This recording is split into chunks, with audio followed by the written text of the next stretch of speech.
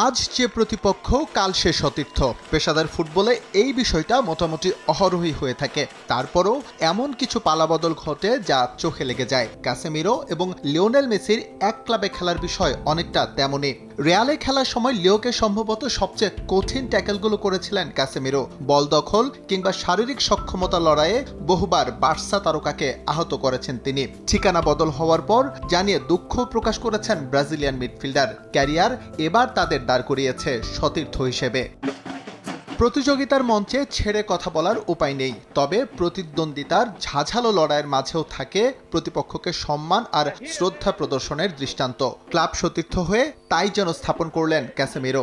অবলীলায় স্বীকার করে নিলেন মেসির সতীর্থ হওয়ার ব্যাকুলতা। একই সঙ্গে আর্জেন্টাইন অধিনায়ককে ঘোষণা করেছেন সর্বকালের সেরা ফুটবলার হিসেবে। সব ফুটবলারের স্বপ্ন থাকে সর্বকালের সেরা ফুটবলারের সঙ্গে খেলার। আমার জন্য এটা নিঃসন্দেহে স্বপ্নপূরণ। আমি এখন সর্বকালের সেরার সঙ্গে খেলবো। তিনি শুধু ফুটবলের একজন দেবতা নন, তিনি ফুটবল ঈশ্বর। আমি তার সঙ্গে খেলাটা উপভোগ করতে চাই আর ইন্টার মায়ামির জয়ের ধারা বজায় রাখতে চাই, কারণ মেসি জন্মগতভাবে একজন জয়ী আর তাকে এই কাজে সহযোগিতা করাই হবে আমার প্রধান কাজ। সোয়ান সোফা কাম বেড, আরাম এখন দ্বিগুণ। সোয়ান গ্রুপের একটি পণ্য।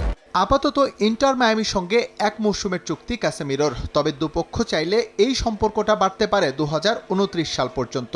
হাতে অনেক অপশন থাকার পরও কেন ইউরোপ ছেড়ে আমেরিকায় ব্রাজিলিয়ান মিডফিল্ডার, তা নিয়ে অনেকের কৌতূহলের শেষ নেই। সব জবাব অবশ্য তিনি দিয়েছেন বেশ সোজা ভাষায়। আমি সবার প্রতি কৃতজ্ঞ। আমার মনে হয় আমি ঠিক জায়গাতেই আছি, কারণ আমি এটাই চেয়েছিলাম। আপনারা সবাই জানেন আমি ফ্রি এজেন্ট হয়ে ম্যানচেস্টার ইউনাইটেড ছেড়েছি। আমার কাছে বেশ কিছু অপশন ছিল। ইতালি থেকে প্রস্তাব ছিল, আরও বেশ কিছু ক্লাব আমাকে নিয়ে আগ্রহ দেখিয়েছিল, কিন্তু আমি ঠিক জায়গাতেই এসেছি, যেটা আমি চেয়েছিলাম। আমার মনে হয় MLS এখন অনেক শক্তিশালী হয়ে উঠেছে। এখানে অনেক মানসম্পন্ন খেলোয়াড় আছে এবং বিভিন্ন লিগ থেকে আরও আসছে। এরই মধ্যে ইন্টার মায়ামির হয়ে অভিষেক ঘটেছে ক্যাসেমিরোর।